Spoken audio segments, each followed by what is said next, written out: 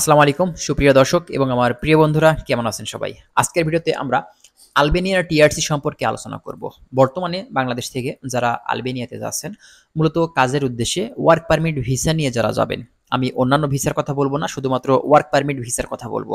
যারা সরাসরি বাংলাদেশ থেকে ওয়ার্ক পারমিট ভিসা নিয়ে এই আলবেনিয়া দেশটিতে যাচ্ছেন, মূলত সেখানে যাওয়ার পরে যে কোম্পানিতে আপনি কাজ করবেন সেখানে কিন্তু অবশ্যই আপনার টিআরসি কার্ড হবে। তো এই টিআরসি কার্ডটা মূলত কতদিনে পাওয়া যায়, আলবেনিয়াতে টিআরসি কার্ড আপনি কতদিনে পেতে পারেন, তো এই বিষয়টা নিয়ে কথা বলবো। অবশ্যই ভিডিওটি স্কিপ না করে আপনারা শেষ পর্যন্ত দেখবেন, তাহলে অনেক ধরনের গুরুত্বপূর্ণ তথ্য আজকের এই ভিডিও থেকে আপনারা পেয়ে যাবেন। যারা বাংলাদেশ থেকে এই আলবেনিয়া দেশটিতে যাওয়ার জন্য এখন চেষ্টা করছেন তাদের জন্য ভিডিওটি বেশ গুরুত্বপূর্ণ। অবশ্যই ভিডিওটি স্কিপ করবেন না, শেষ পর্যন্ত দেখবেন। তো যাই হোক, আর আমাদের চ্যানেলে যারা নতুন ভিউয়ার্স আসবেন অবশ্যই কিন্তু চ্যানেলটিকে সাবস্ক্রাইব করতে কিন্তু একদমই ভুলবেন না। আমরা চেষ্টা করব নেক্সট টাইমে আলবেনিয়া সহ ইউরোপের যেসব সেনজেন নন সেনজেন কান্ট্রি আছে সেই সব দেশগুলো নিয়েও কিন্তু কথা বলার। তাহলে চলুন আর কথা না বাড়িয়ে আজকে আমরা আলবেনিয়ার এই টিআরসি কার্ড নিয়ে বিস্তারিত তথ্য এই ভিডিও থেকে জেনে নেই।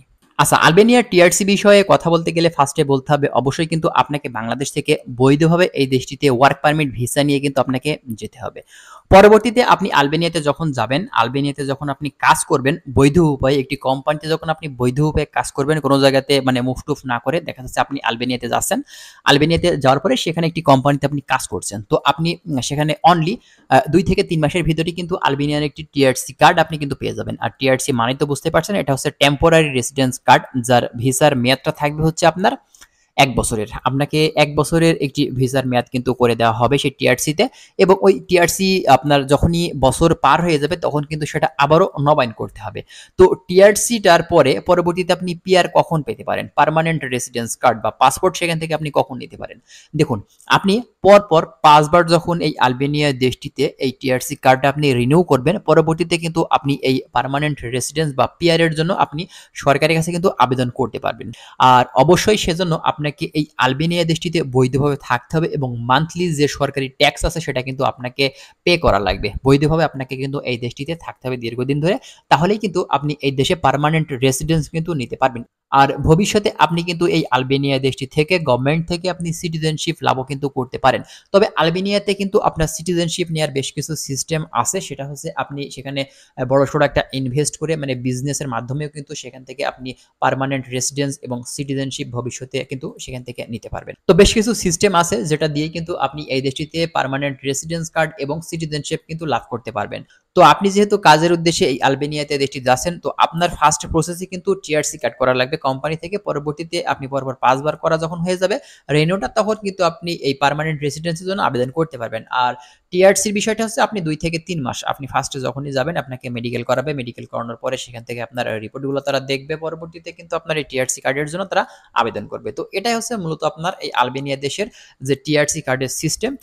তো এটাই কিন্তু আসলে হয়ে থাকে। হ্যাঁ, তো যারা বাংলাদেশ থেকে এই আলবেনিয়া দেশটিতে এখন যাওয়ার জন্য চেষ্টা করছেন, আপনাদেরকে আমি বলবো যে অবশ্যই যদি একটা সঠিক মাধ্যম পেয়ে থাকেন, নিজের কোনো লোকজন থেকে থাকে, এক্ষেত্রে কিন্তু আপনি এই দেশটিতে যাওয়ার জন্য চেষ্টা করতে পারেন। যেহেতু এটি একটি নন সেনজেন কান্ট্রি, আপনার ইউরোপীয় ইউনিয়নভুক্ত দেশও নয়, তবে এই দেশটি থেকে আপনি বেশ ভালো একটা মানে সুযোগ সুবিধা আপনি সেখান থেকে পেয়ে যাবেন।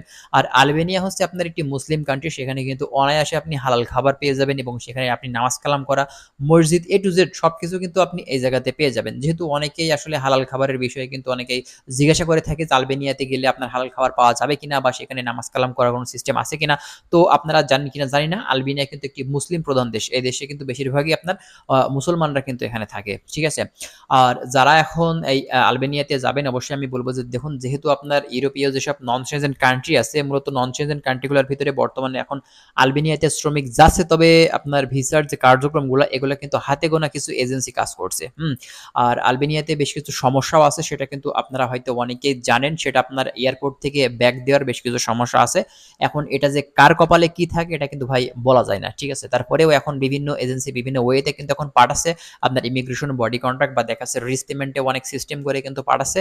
তো এখন ভাই কে কার কি মাধ্যম দিয়ে যাচ্ছে আমার সঠিক ভাই জানা নেই, কিন্তু বর্তমানে অনেকেই আছে যারা এখন ওয়ার্ক পারমিট ভিসা নিয়েও কিন্তু এই দেশটিতে যাওয়ার জন্য চেষ্টা করছে, এবং বেশ কিছু এজেন্সি কিন্তু ওয়ার্ক পারমিট ভিসা নিয়েও কিন্তু কাজ করছে, আবার অনেকে ট্যুরিস্ট ভিসা নিয়েও কিন্তু কাজ করছে। এখন ভাই যার যে মাধ্যম আছে সে সেইভাবেই কিন্তু তার মতো করে চেষ্টা করছে এই দেশটিতে যাওয়ার জন্য।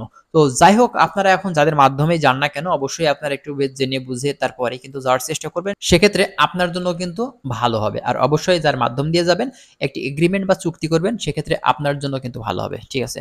তো যাই হোক, আশা করছি বুঝতে পারছেন। আর যদি অন্য কিছু জানার থাকে আপনারা কমেন্ট করবেন, আমরা চেষ্টা করব আরো বিভিন্ন ধরনের তথ্য দিয়ে আপনাদেরকে হেল্প করার। তো ভালো থাকবেন সবাই। আজকে এখানেই শেষ করছি।